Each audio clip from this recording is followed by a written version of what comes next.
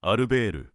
カミュという哲学者が考えた人生の不思議で矛盾した正体についてお話しします。テーマはシジフの神話です。難しい言葉も出てきますが、日常の例えを使って誰にでもわかるように紐解いていきましょう。カミュがまず向き合ったのはとても重い問い、つまり自殺についてでした。人間は誰しも自分の人生に意味があるはずだと願います。けれど現実はどうでしょうか。世界は私たちの願いに応えてくれず、ただ静まり返っています。この意味を求める心と沈黙し続ける世界とのズレ、神はこの矛盾のことを不条理と呼びました。この不条理にぶつかった時、私たちはどう生きればいいのか、ここから彼の哲学が始まります。神は3つの道を示しました。1つ目は肉体な自殺です。これは不条理から逃げる一番早い方法ですが、根本な答えを出さずに人生を終わらせてしまうことになります。2つ目は哲学自殺です。これは宗教や絶対な価値観に飛び込んで外側の救いに頼ることです。神はこれを本当の意味で解決せず、ただ不条理に蓋をしただけだと批判しました。そして3つ目が神が一番大切にした非跳躍という姿勢です。これは不条理があることを認めたまま、その中で自分なりの意味を作り出そうとする態度です。これこそが本当の自由な生き方だと彼は考えました。この生き方を分かりやすく例えたのが古代ギリシアの英雄シジフの話です。シジフは神様から大きな岩を山頂まで押し上げるという罰を与えられました。けれど頂上に着いた瞬間に岩は転がり落ち、また最初からやり直しです。これを永遠に繰り返さなければなりません。一見すると絶望な無意味な労働に見えますよね。しかし神はシジフが岩を押している最中に自分は今この岩を押しているのだとはっきりと自覚し、そこに喜びを見出せれば罰は意味を変え、彼は自由になれると説きました。だからこそシジフは幸福だと想像しなければならないという有名な言葉が生まれたのです。この想像力こそが不条理に立ち向かう最強の武器になります。これを現代の私たちに当てはめるとどうなるでしょうか。まず大切なのは明晰さです。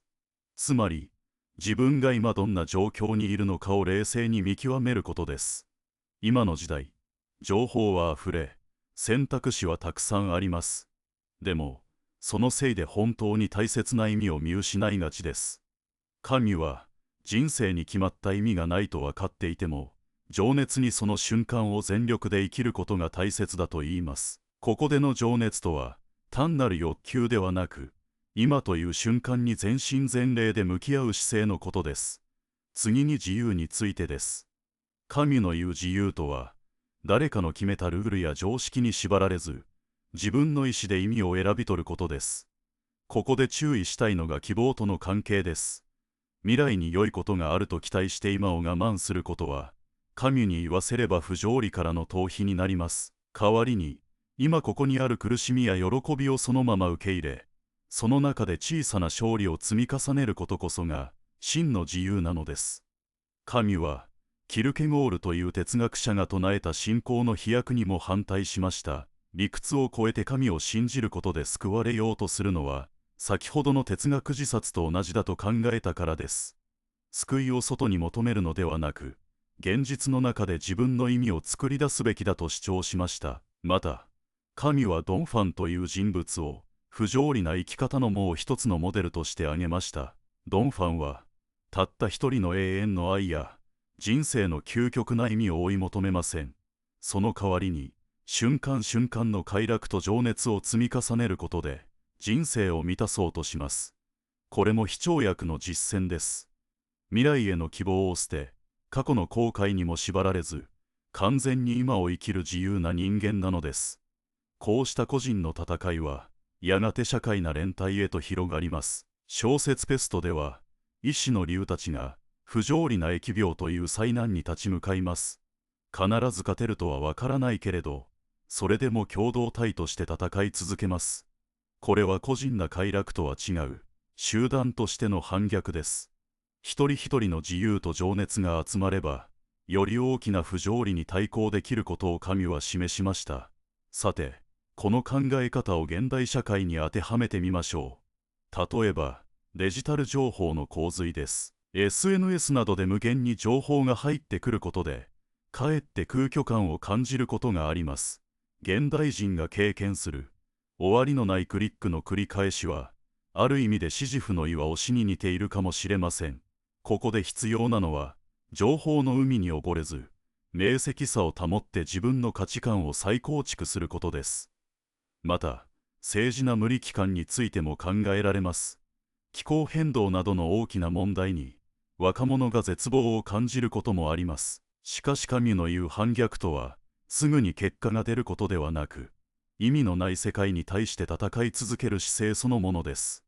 希望が見えなくても、行動すること自体に価値を見出すことが重要です。さらに、この思想はフェミニズムやポストコロニアル理論とも結びつきます。性別による抑圧に対する反逆として自由の概念を使い直したり、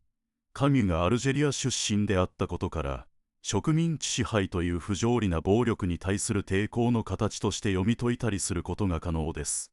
環境倫理との関係も見逃せません。自然災害やパンデミックは、人間がコントロールできない不条理の表れです。自然の厳しさを受け入れつつ、その中で人間がどう行動し、意味を作るか。現代のエコロジー運動は、まさに不条理の中での行動を具体化したものと言えるでしょう。カミュの不条理哲学は、単なる難しい理屈ではなく、現代の課題に対する実践なヒントをくれます。確信をまとめると、まず人生に不変な意味はないという不条理を認めること、次に、それを避けずに受け入れ、明晰さと情熱を持って自らの意味を作ること、そして、個人の戦いを集団な反逆へと広げ、社会を変える可能性を持つことです。日常の中で、シジフは幸福だと想像できる瞬間が見つかれば、神の哲学はあなたの中で生き始めています。不条理という暗い背景があっても、そこに光を当てるのは自分自身です。明日という日へ向かって、今この瞬間を全力で押し上げてみてください。さらに深く掘り下げて、不条理英雄という考え方を歴史に見てみましょう。古代ギリシアの英雄は、神の意志と運命の間で苦しみました。神はこの構造を、現代人が抱える実存な危機として書き直しました。シジフの笑顔は、自分を騙しているのではなく、世界の沈黙をはっきりと理解した上での情熱な抵抗です。彼は救いを期待せず、今ここに根ざした自由意志を使っています。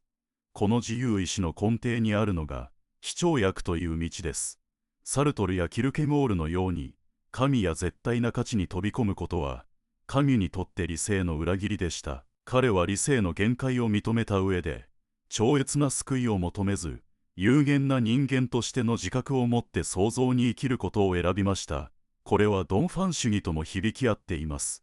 外側に救いを求めるのではなく、自分の中の情熱を燃やすことが本質なのです。カミュがアルジェリア出身であることは、彼の思想に深く関わっています。フランスの植民地政策による抑圧という巨大な不条理の中で育った経験が、不条理という概念の土壌となりました。小説ペストの構造は、単なる病気の物語ではなく、植民地支配という避けられない罰に対する集団な抵抗の象徴でもあります。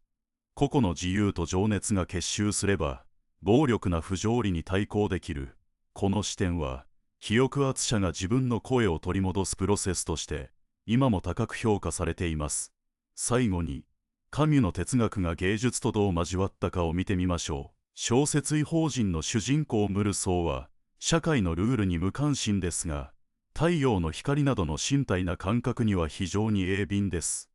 彼は存在の根源な明晰さを体現しています。裁判のシーンでは、法や道徳という抽象なルールが、個人の具体な感覚と衝突します。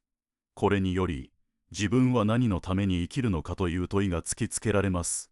一方でシジフの岩は、繰り返される労働という不条理を具体に示しています。しかし、岩が頂上に達した瞬間の静止こそが、短いながらも幸福の可能性を示しています。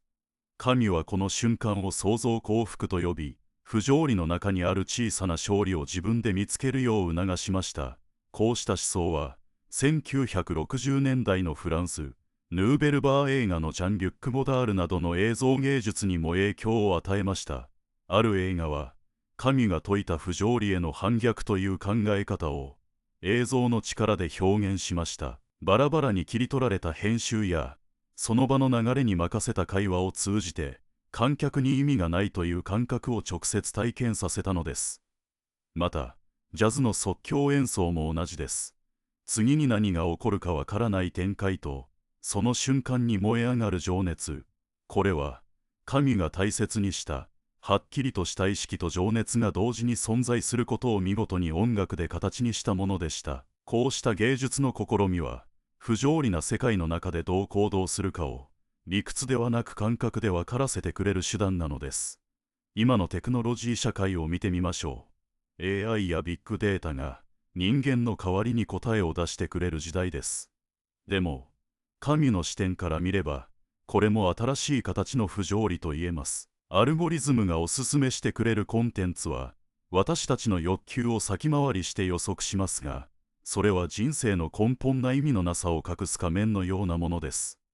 神は、こうした外からの決定に流されないために、自分自身の内側にある情熱が大切だと説きました。便利さに身を任せるのではなく、心の中にある燃えるような意志を再確認し、自分の意志で道を選ぶこと、それこそが、現代に生きるシジフの姿だと言えるでしょう。政治の世界でも、神の言う反逆は単なるデモ活動ではありません。それは、どうしようもない無力感に対する哲学な構えのことです。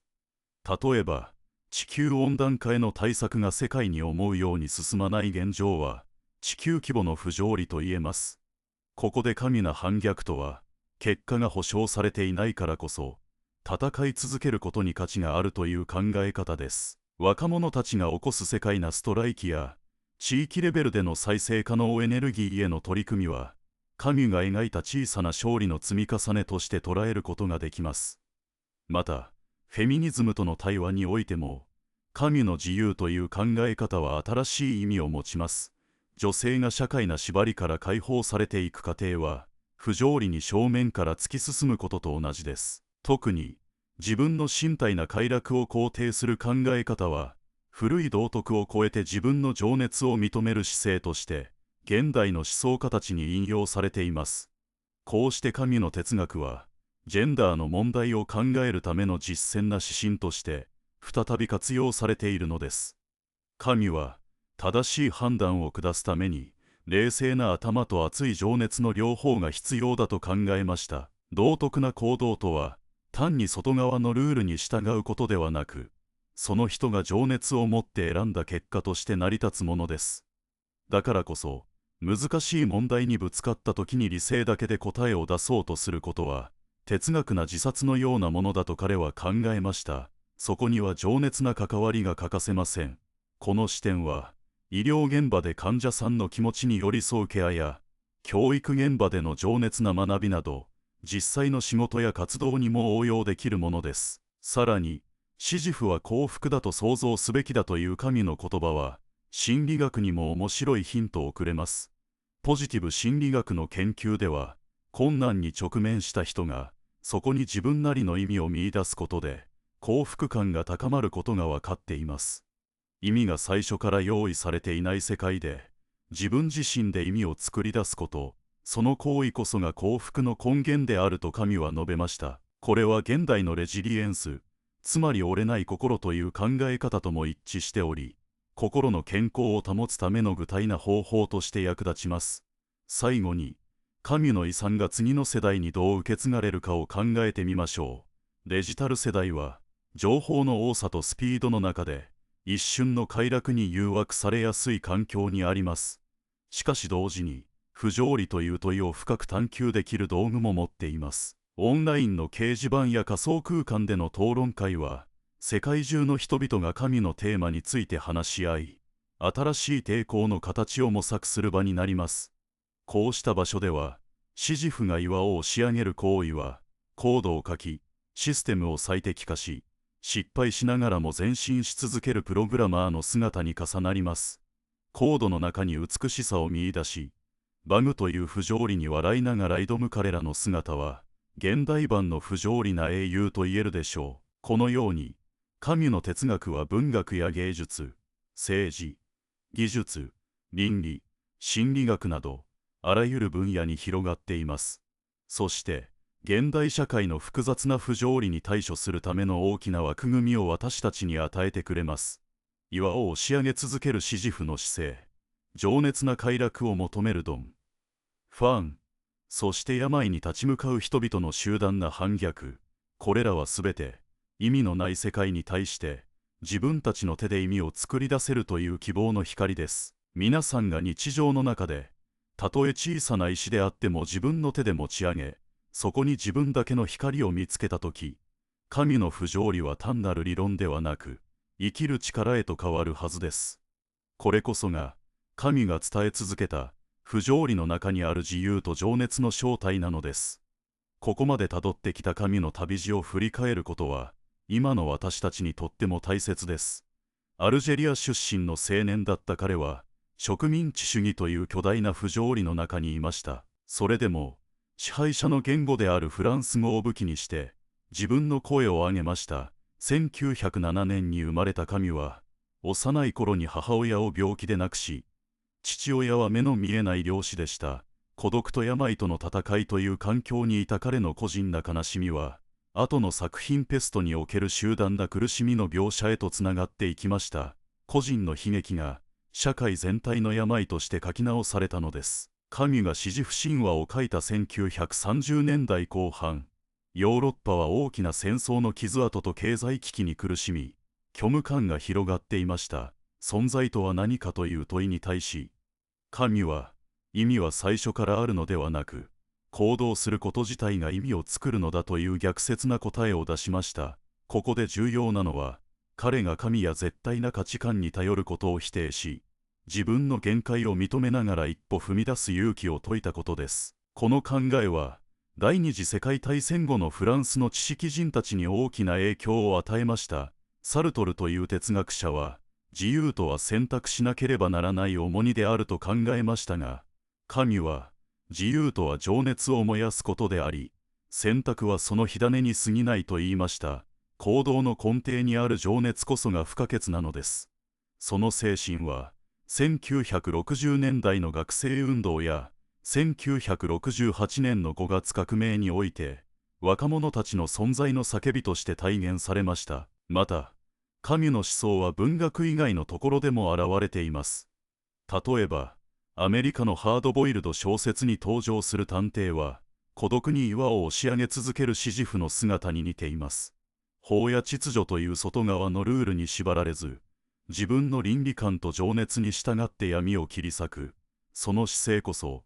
神が称賛した冷静さと情熱の同居そのものです。音楽の世界でも同じです。フランスの歌手エディット・ピアフは、歌に宿る深い悲しみと、舞台上での爆発な情熱で人々を化かしました。彼女の代表曲であるラ・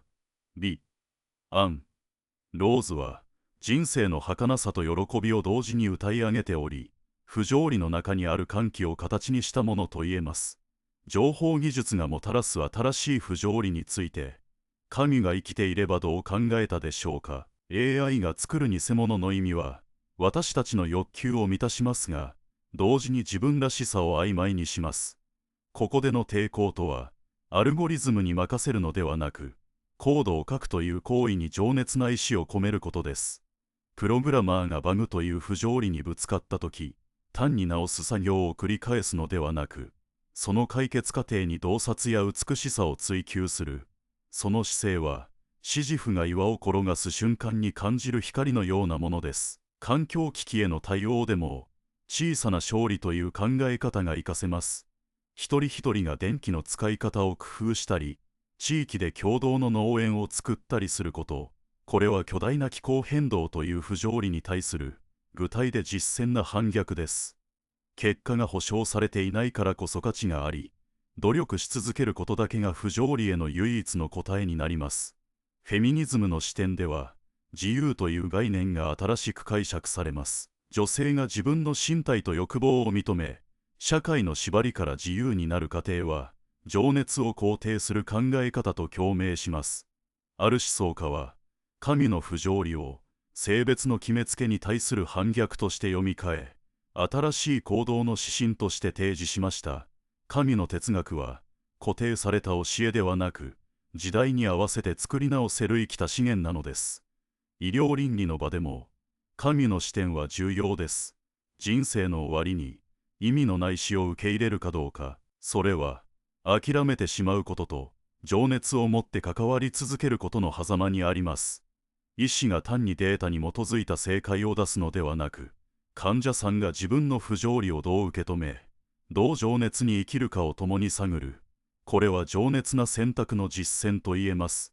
教育の現場では、先生が答えを教えるのではなく、問いを投げかけ、情熱に探求させることが求められます。最近のプロジェクト学習のように、学生が自ら課題という岩を設定し、仲間と共に解決策を探る過程で、シジフのような覚悟と情熱を身につける。これにより、学ぶ人は単に知識を受け取る側から、不条理に挑む主人公へと変わります。さらに、シジフは幸福だと想像すべきだという言葉は、現代の科学な視点からも裏付けられています。困難な状況にある人が、自分の行動に意味を持たせると、脳内で幸福感に関わる物質が分泌されることが分かっています。神は、自分で意味を作ることが幸福を生むと予見していたのでしょう。最後に、神の遺産を次世代にどうつなぐかを考えます。デジタル世代は、SNS で情報を瞬時に消費し、注意が散漫になりがちです。しかし同時に、世界中の人々が不条理について深く掘り下げ、共同で新しい抵抗の形を作れる土壌もあります。例えば、GitHub 上のプロジェクトであるアブサードコードでは、あえて無意味なコードを書きながら、その背後にある哲学な意図を説明するという実験な取り組みが行われています。ある集まりがあります。そこでは、あえて意味のないコードを書くという実験が行われています。参加した人々は、無意味であることの中に美しさを見出します。プログラムの不具合という理不尽な壁にぶつかっても、それを笑い飛ばして挑み続けます。そんな彼らの姿は、デジタルな世界に現れた、新しい時代の英雄のようです。神の考え方は、ただの難しい理論ではありません。文学や芸術、政治、そして最新の技術や心のケアまで、あらゆる場所で、私たちがどう生きるべきかという具体なヒントをくれています。神話の中で岩を押し上げ続けたシジフの姿は、今の時代に形を変えて生き続けています。コードを書き続けるプログラマー、膨大なデータを分析する研究者、そして古い制度に立ち向かう活動家、彼らが向き合っているのは、現代版の大きな岩なのです。また、自分の欲望に正直に生き、押し付けられたルールに立ち向かう情熱は、ドン、ファンの姿に重なります。そして、物語ペストの中で人々が見せた団結して立ち上がる力は、今の時代の世界なストライキや、ネットを通じた民主主義の動きにつながっています。もしあなたが、日々の生活の中で、たとえ小さな石ころのような悩みであっても、自分の手で持ち上げ、そこに自分だけの光を見つけたとしたら、その時、神の説いた不条理という考えは、単なる本の中の話ではなく、明日を生きるための力に変わります。それこそが、不条理な世界の中でも自由であり、情熱を持って生きるということの本当の意味なのです。この考えをさらに深めるために、戦後の日本でどのように受け止められたかを見てみましょう。昭和20年代の作家、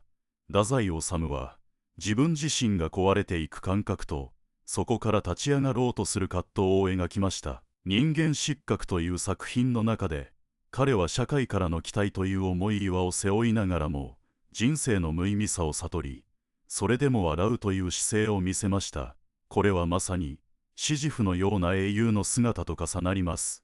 一方で、三島由紀夫は、心と体の完璧な統合や、死の美学を追い求めました。これは、神が警告した、絶望から逃れるための哲学自殺の一つの形だったのかもしれません。こうした日本の作家たちは、西洋の考えをそのまま受け入れるのではなく、日本独自の美意識と混ぜ合わせ、独自の不条理の美学を作り上げました。60年代になると、学生運動などの激しい動きが起こりました。これは神が言った反逆が、現実の行動になったものと言えます。